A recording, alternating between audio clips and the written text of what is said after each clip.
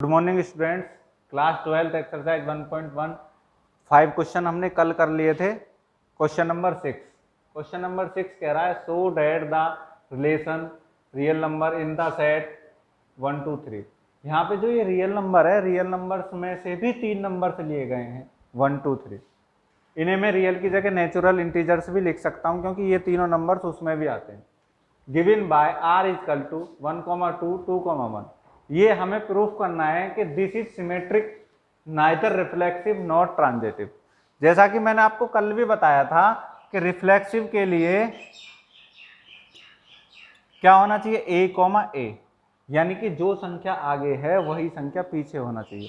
अब मैं यहां देखूंगा इस वाले सेट में 1, 2, 2, 1। 1, 1 तो है नहीं क्योंकि आगे 1 है पीछे 1 इस सेट में नहीं है। इसका मतलब ये रिफ्लेक्सिव नहीं होगा। This is not reflexive. अब बात आती है सिमिट्री की। सिमिट्री क्या चीज होती है? a, b तो b, a भी इसमें होना चाहिए। यानी कि a, b, a। इसका क्या मतलब है कि जो पहले सीधा था उसे आगे पीछे करके 1, 2। अब इसमें क्या है सेट में 2, 1 है। देखो ये 2 आगे आ गया, 1 पीछे चला गया, तो इसका मतलब क्या है, दिस इज सिमेट्रिक।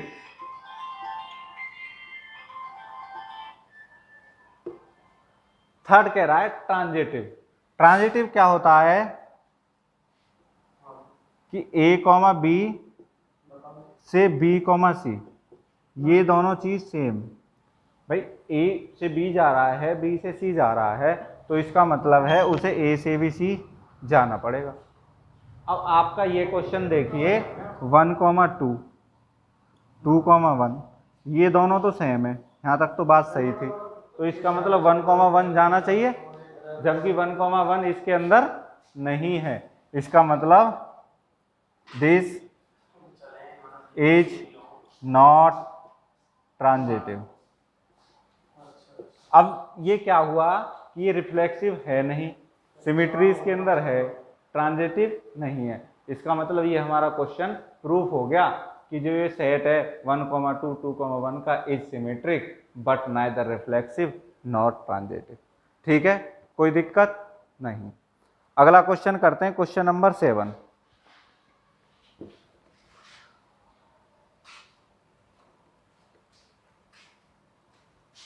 चल गई, देखिए question number 7। Show that the relation R in the set A of all the books in a library of a college given by R x y have same number of pages is an equivalence relation.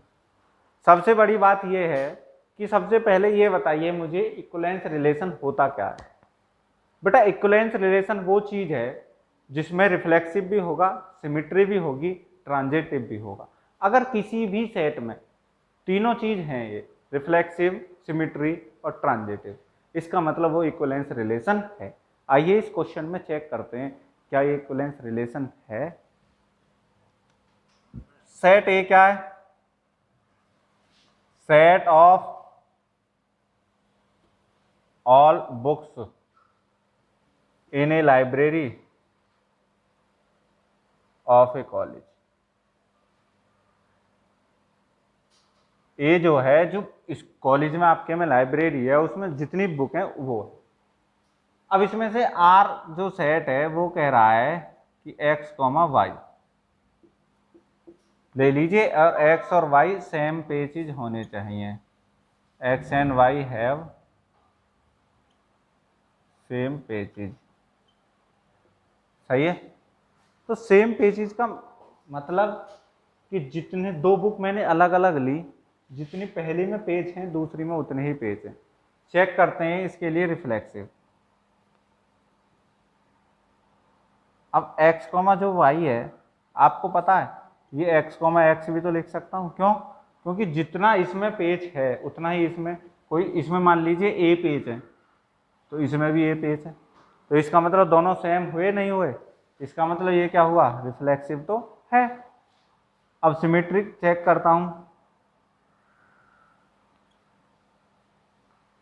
x, y है, y, x, यानी कि x, y का क्या मतलब है कि जितने x में पेज है उतनी y में, अब इधर जितने y में पेज है उतने ही x में, यानी कि दोनों आपके सेम है और दोनों इसके अंदर है, तो इसका मतलब क्या हो गया, इसके अंदर सिमेट्री भी है। अब ये पूछ रहा है ट्रांजिटिव,